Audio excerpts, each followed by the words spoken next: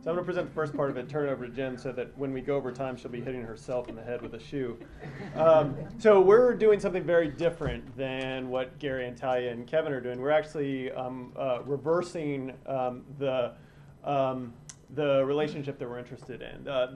What we're going to present to you is some work that we've been doing on the way in which district polarization may actually affect the information environment during House campaigns. That is, the way in which polarization actually affects the content of the news as opposed to political behavior or attitudes itself.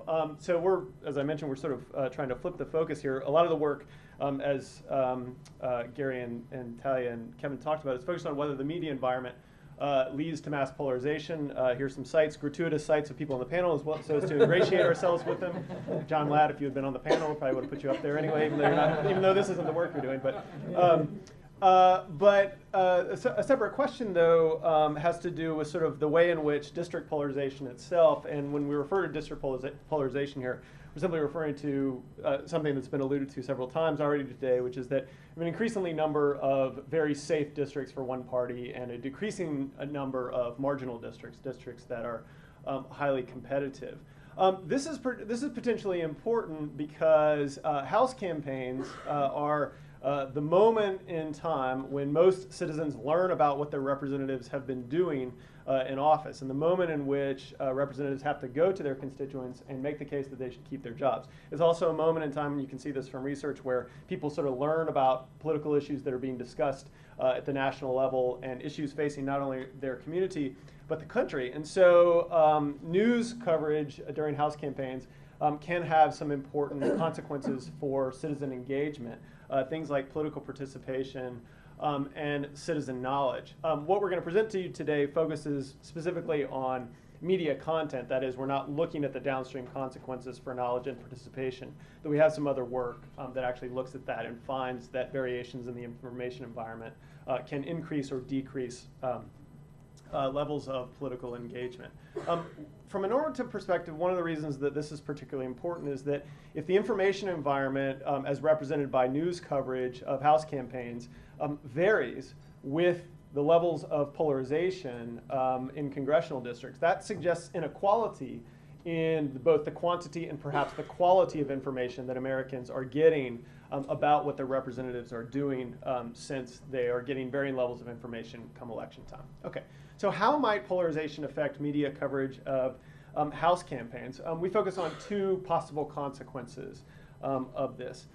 First is that polarization in House campaigns, or in House districts, will affect essentially how interesting or how interested journalists are in covering the House races in those districts. This is pretty intuitive, but we'll lay out the logic for you, which is just that obviously competitiveness and lots of campaign activity are the things that make for newsworthiness for the news media. If you don't have those things, it's very unlikely that journalists are going to pay much attention to these races. So if you have very lopsided districts that are obviously 90% Republican, 90% Democrat, something like that, you're likely to get less coverage of House campaigns in those districts.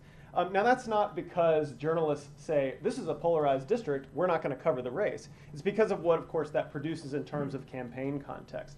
And so the argument that we're making is that district partisanship, right, how Republican or Democratic a district is, influences the kind of candidates that are likely to emerge. That is, whether you're going to get a quality candidate to emerge in that race, how much campaign activity there is, which is grist for the news mill, the things that journalists need in order to cover the campaigns, and ultimately the competitiveness of that contest.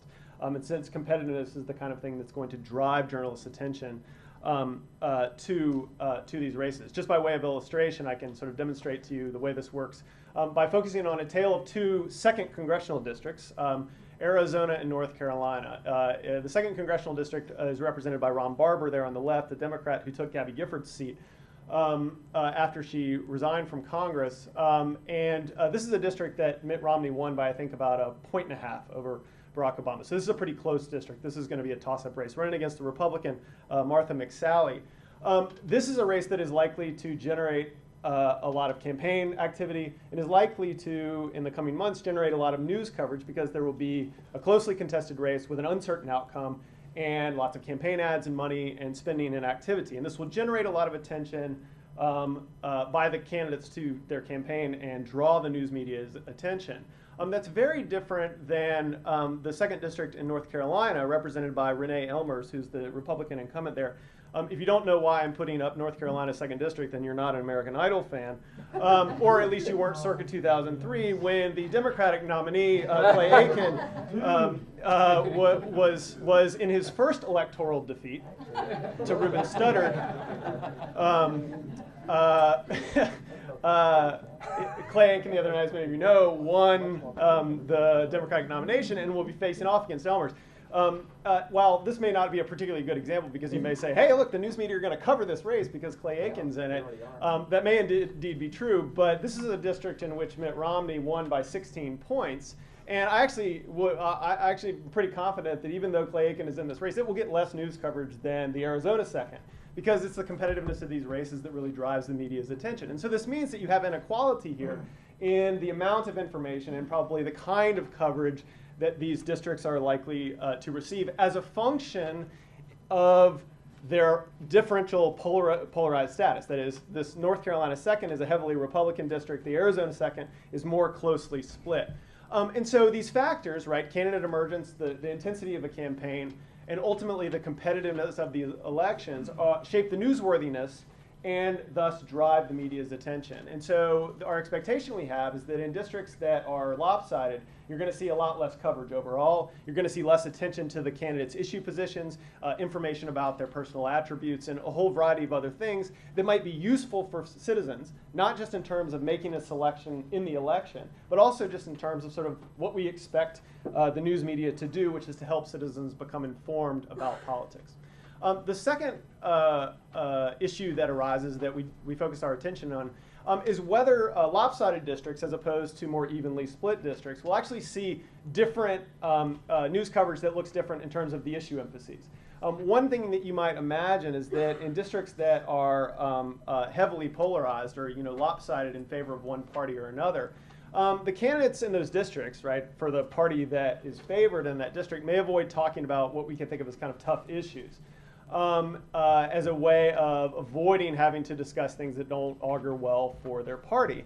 If this happens in a significant way, what you may find is that citizens in lopsided districts will hear a very different campaign in terms of the issues that are discussed than candidates in than citizens who are in more evenly split districts. Now, the normative implications of this, I think, aren't entirely clear. On the one hand, you could imagine that, well, that's not a big deal. Who cares if somebody in the Arizona 2nd is hearing a different sort of issue campaign than some citizens who are in the North Carolina 2nd. But if what we want is sort of a national conversation about political priorities, this may at least potentially limit that dynamic.